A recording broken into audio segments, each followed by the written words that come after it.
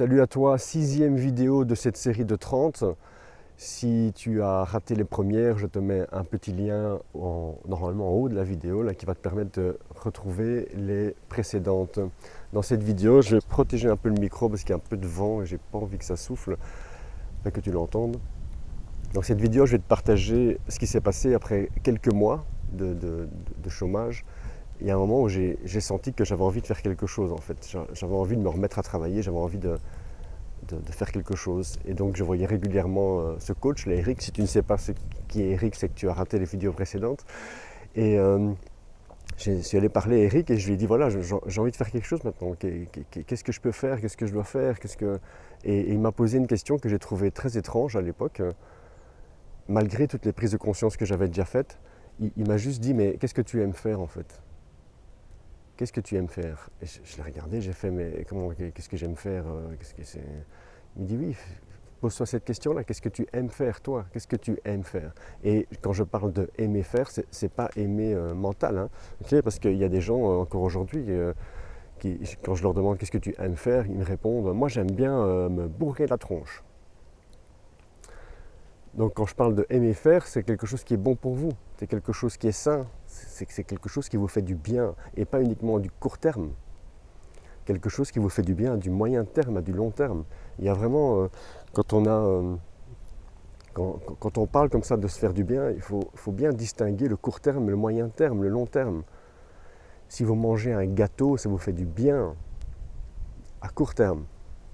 Et si vous mangez un gâteau tous les jours et que à moyen terme vous prenez 5 kilos, eh bien vous savez que dans 3 mois ou dans 6 mois, vous allez vous sentir mal. Vous allez vous regarder dans le miroir en disant j'ai quand même un peu grossi, là ça me dérange.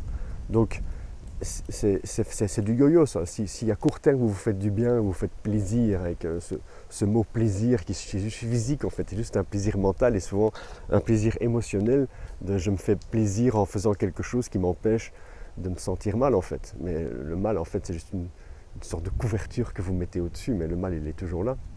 Donc on se fait souvent plaisir pour éviter de se sentir mal. C'est un peu le but des antidépresseurs, hein. C'est un antidépresseur, c'est pour ne plus aller mal, mais c'est pas pour aller bien. Et donc l'idée ici, c'est ok, quand quelque chose est censé vous faire du bien, c'est quelque chose qui vous fait du bien à court terme, à moyen terme, à long terme, et peut-être parfois même pas forcément à court terme.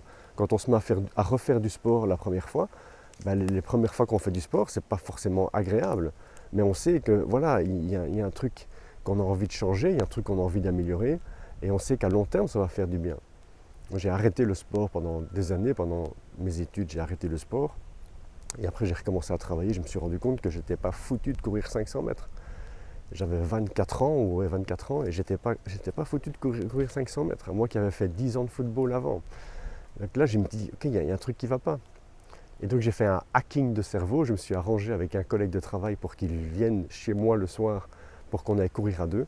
Et le hacking, c'est dans le sens que quand il sonnait à ma porte pour aller courir, je me voyais mal lui dire non écoute tu viens de faire 20 minutes de voiture mais tant pis pour toi, moi je ne vais pas courir aujourd'hui.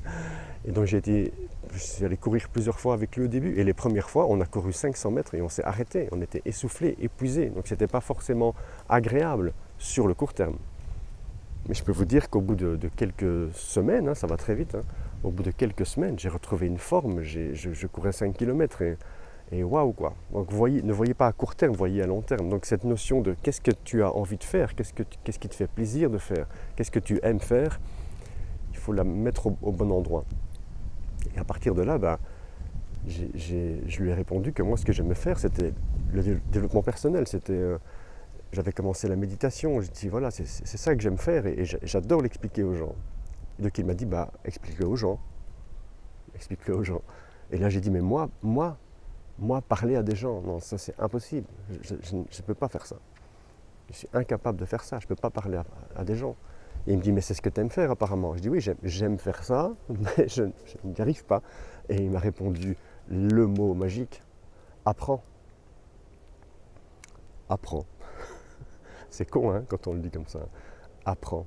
Vois ce que tu aimes faire. Et si quelque chose bloque, apprends. Apprends. Et sois toi-même.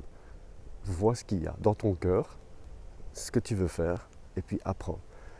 Et c'est ce que je lui ai répondu aussi à l'époque, hein, s'il y a une question qui vient, qui dit oui, mais bon, je dois quand même gagner de l'argent, comment je vais faire? Reviens aux vidéos précédentes. Est-ce que tu as un toit pour dormir? Est-ce que tu as mangé tous les jours? Si ces deux questions ne te parlent pas, c'est que tu n'as pas regardé les vidéos précédentes. Donc je te laisse pour aujourd'hui et on se retrouve demain. À bientôt.